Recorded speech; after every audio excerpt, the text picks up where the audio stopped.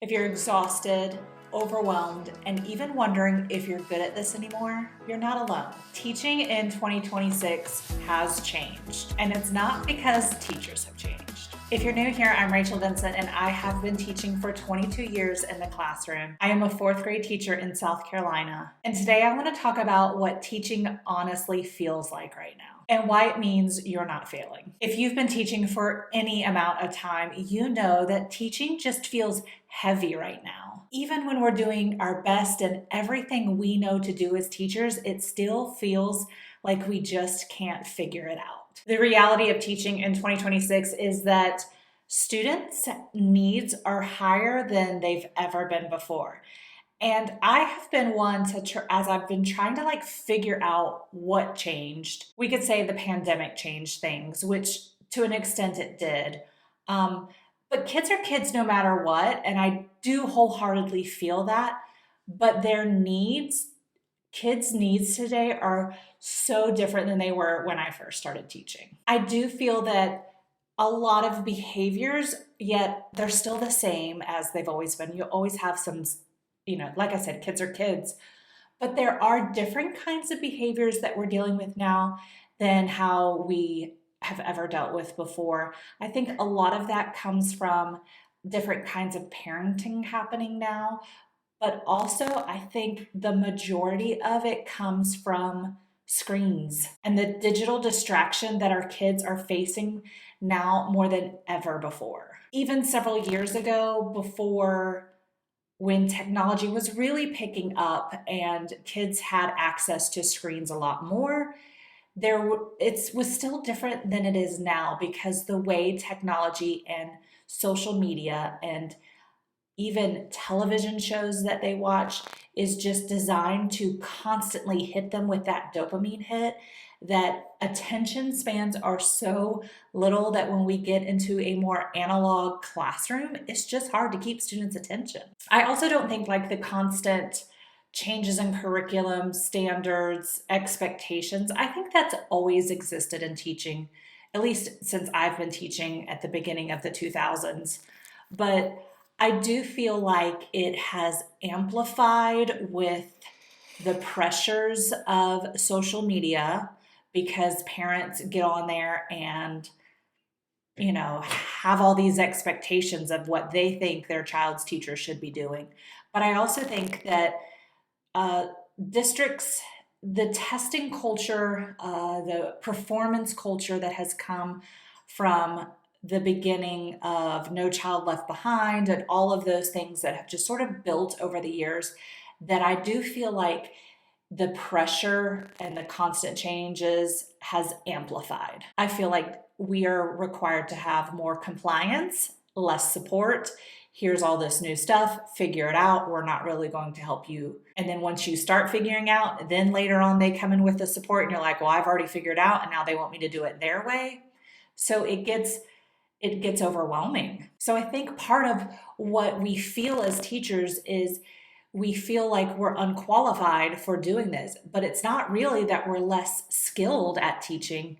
It's that the job requirements have shifted, which oftentimes make us feel like we're always behind. Every time we feel like we catch up, we feel like there's more added to our plates. We sit in meetings where they are expecting us to perform miracles sometimes with test scores and things like that. And we're always asked, what can we do better as a teacher? But we don't get the support of, I'm doing everything I know. Besides being able to wave a magic wand, what else do you want from me? And it sort of feels like this, well, you figure it out because I'm not really going to give you the support you need because the professional developments we're going to do don't really support what you need. The curriculum doesn't always support what we need. And there's just this sort of disconnect that we're feeling, which a lot of times, and I've noticed this talking with my teammates, we internalize that as we are not that a good teacher because we can't perform the way they're expecting us to perform, but the expectations are just unrealistic.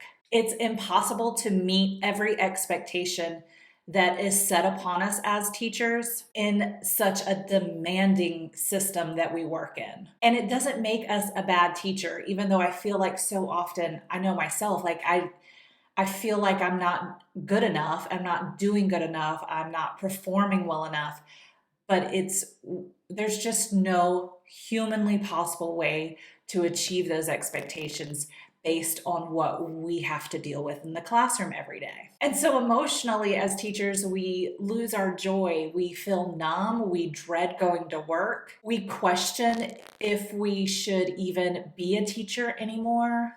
I know I have never questioned being a teacher more in the last 5 years than I have ever. Even at the beginning of my career, when I was really struggling with classroom management and things like that, not knowing how to run a classroom, I questioned it then, but I figured it out. But these last 5 years, I have questioned it more than ever if I should keep doing this, if this was worth the mental toll and emotional toll it takes on us. And these are very normal feelings that we have. I don't think I have talked to a teacher who has been in the classroom in the last 5 years who hasn't felt this way. You are valid if you are nodding your head and saying, yes, Rachel, I am feeling this too. So while there are so many things that are out of our control as teacher, student behavior, parent expectations, and behaviors for really admin expectation, district requirements, state requirements, the lack of attentions and the screen time that students have, a lot of that is outside of our control. So if we truly want to sustain ourselves as an educator, be in it for the long haul, I know personally I have about 10 more years till I can even think about retirement. So what can we actually do? Because we can't outwork a broken system, but you can build systems in your classroom that support you. What you're not going to find here is toxic positivity. I am a positive person and I am an optimistic, and I do like to look at the glass as half full. I'm always looking for the silver lining because I know myself, if I only focus on the negative, I will spiral out of control and be sad in every aspect of life. So I will find the positive in things, but it's not going to be unrealistic positivity like remember your why and blah, blah, blah, the stuff that they try to feed us at school that doesn't really work. We do not do perfect over here. No way, no how. Progress makes better. Progress doesn't make perfect. We're not going to get perfect because there is no perfection when it comes to teaching. We're not going to do everything ourselves. We're going to, especially as upper elementary teachers, 3rd, 4th, and 5th, we're going to give some of that over to our students. It may be hard at first if we're used to doing everything ourselves, but our students are very capable of helping us in the classroom so that we have less to do as teachers. I have had to create some sustainable systems, things I can put in place in my classroom that doesn't drain me physically, mentally, emotionally, so that when those other things arise that are out of my control, I have the emotional capacity to deal with it. Another thing that has been paramount in me making sure that I can stay in this in the long haul is setting clear boundaries on how much time I spend at school. I know that everyone says leave at contract time, and I know that's just not always possible, but it is possible some days. And so I have really set myself up to where I can leave when I'm able to at the end of my contract time. Most days, there are some days I might stay later because we have meetings, or just because I know I need to catch up on a few things. Like yesterday, I stayed a little later just because I was like, I want to have this finished before the next day because it will set me up for success. So I don't feel like it's a all or none type of situation, but just having some systems in place where I can leave most of the time at my contract hours. Another thing that I've really had to focus on is helping my students be independent. I have noticed every year that they have become more like they don't know how to do things by themselves. And so I've had to teach my student how to be independent, how to figure out answers without me, how to answer their questions without me. And so this sort of generation that we're teaching now is so dependent on the adult doing things for them that I've had to I've had to teach them how to be independent.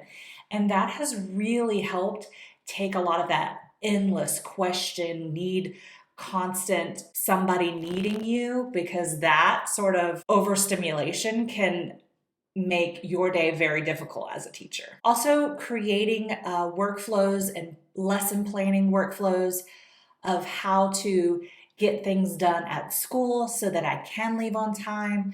It also has helped save my sanity in lesson planning and other areas in the classroom, just things that just kind of save my mental load, because the actual teaching time spent with children takes up so much of our mental capacity that sometimes I used to just be drained and had nothing left to put into like the lesson plans and all the admin stuff we do. I feel as teachers, we really have two full-time jobs of the actual teaching with students and face-to-face time with students, whether we're teaching whole group, small group, independent, managing students, transitioning students, monitoring students, that type of thing. And then we have this whole admin aspect of it where we have lesson planning, parent communication, data documentation, all this other stuff that is also a full-time job, that it's hard to do both. And if all of our mental capacity is taken with the students, which a lot of it is, there's usually nothing left for this part of the job. And the last two areas that I think have really started to help me, I will say it's an in progress thing. I am still working on that. And that is choosing rest without feeling guilty.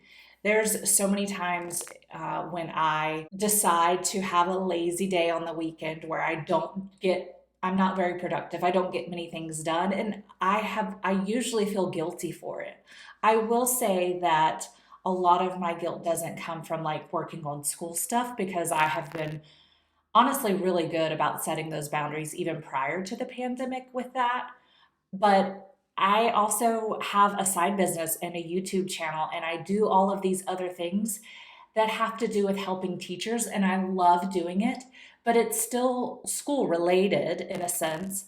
And so there are so many times when I am exhausted from the week and I decide to take the day and rest. I feel guilty for not working on a YouTube video or a TPT product. And so I'm really working on that this year in 2026 of taking rest and not feeling guilty. And of course, just finding ways to restore myself spiritually and emotionally, because I know that is the key to making sure that I can be there for my students, be there for my school. We have a lot of new things happening this year. I'm doing extra things at school. We are getting new leadership next year as our principal's retiring. So there's a lot happening at school.